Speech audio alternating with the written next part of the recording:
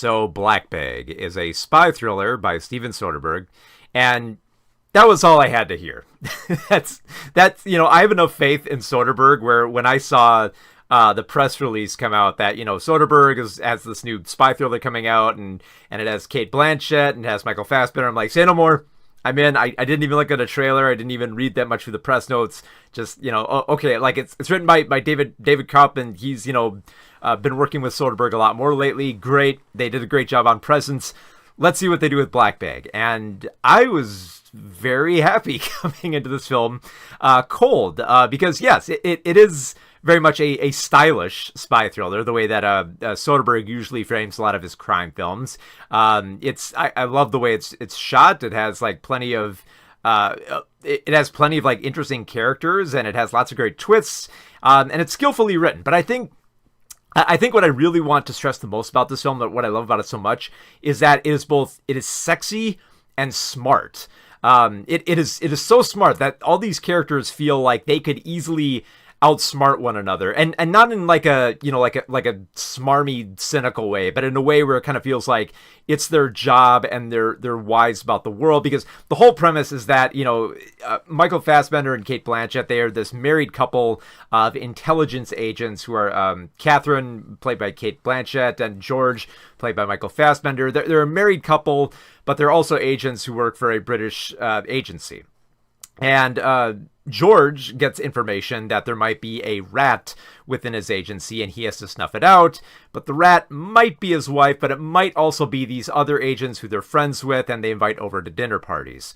So George goes about all the tactics of just trying to like find out who it might be by, inviting them over to dinner, observing how they work in their own environment, and keeping tabs on them and spying on them, and just, thinking it through as they go along, while also suspecting his wife at the same time. And the way that it goes about it, because like the overarching story here is that, he needs to snuff out this rat because one of them has stolen this cyber virus called Cerberus, which, has some capabilities that could destabilize Russia. And it's like, and what I love so much about the way this film is written is that it realizes it's a film where, it doesn't slow down to explain it too much. It's a film where it realizes, look, these characters are smart. They would probably already know what this virus does, where we shouldn't have to slow down to explain it. And you kind of pick up pieces as you go along, where, if you've seen a lot of these spy thrillers, you can pick it up. So there's no moment where the film just like stops to just like, have, a character dole out exposition on it. And I was especially expecting that, from Pierce Brosnan, who doesn't really do too much in this film. He mostly plays like the boss of all the agents. So I fully expected him to just come in there and just deliver this dry exposition. And he doesn't. He still has his own suspicions. He still has this blustering for, wanting to maintain the dignity of his agency. So there's always something like intelligent and character driven going on within each one of these scenes, especially with all like the other characters we established, like Clarissa, played by Marissa Bella, who kind of feels like she's a little bit out of her element, but just like kind of, struggling to maintain herself in this agency. You have Tom Burke playing Freddie, who is just like a mess. He drinks and, he cheats on his wife. You have Naomi Harris, who plays like the psychologist doctor, who is just, trying to like separate business from like her personal life, which is really hard in this agency, and watching her struggle with that was very intriguing with how she interacts with all the members of the agency.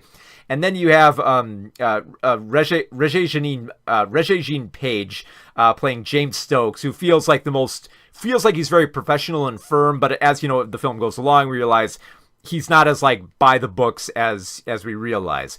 And that goes for pretty much all the characters. It feels like they all have some other motive. They all have some emotional drive here, but they're also smart enough where they try not to let it like affect their mission. So it's not quite on the level of something like, Mr. and Mrs. Smith, where it embraces the absurdity.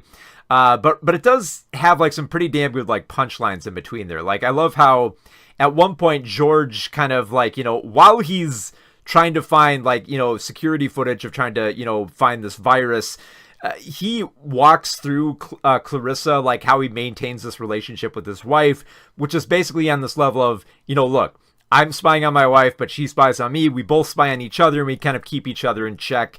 Delivered in this kind of like very, very brilliantly written sequence that's meant to be both like, creepy and romantic at the same time, that even like Clarissa just exclaims at that moment, wow, that's pretty freaking hot.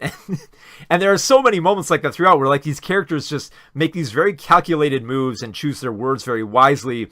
And then we'll just have like the perfect punchline to go along with it. We'll be like, damn, we really went there, didn't we?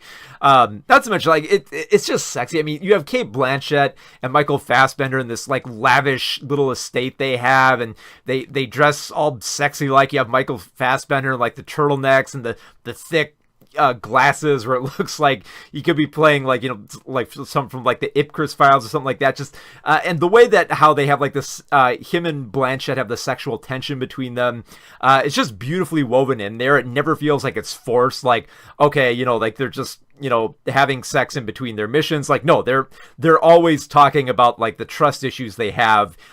Even when they're in bed together, when they're just about ready to make out, like they're still talking about this distrust but also trust at the same time.